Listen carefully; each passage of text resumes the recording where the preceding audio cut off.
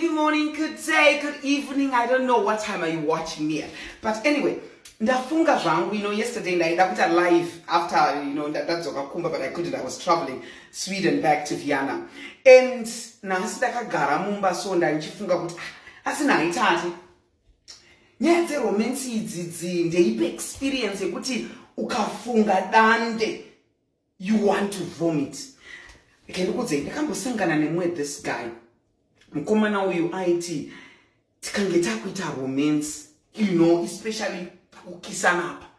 Aindisvipira mate mukana. And I expect kuti inini ndidzosere mate iwawo anenge amukana wamamudheni ake. And inini ndakati French kiss roots. Why? Because to my understand, French kiss inofana kuita more of the tongue and less of the mate. And mukomana yaisadzora tsvimbo aita akasvipira kumazamu. Oshipira padumbu, oshipira kutsoka, achinanzva kana kuti ishavire nyoka ere, kana apa munhu wechirungu mufunge zvenyu.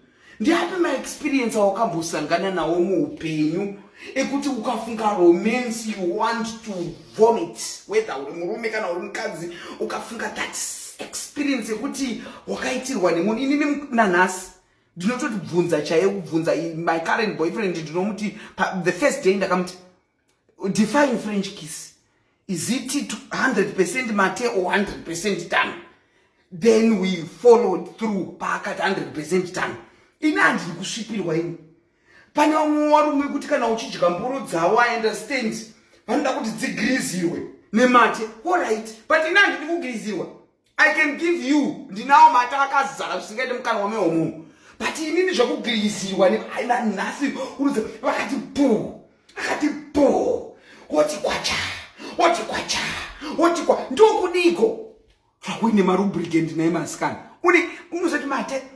I don't know what is your experience. Please type in comment section undiudzewo your experience yekuti wakaitwa paromance yekuti nanhasi unongoti do this romance is not good, is outdated. I love you so much and I'm waiting to see your comments in the comment section. Mwah.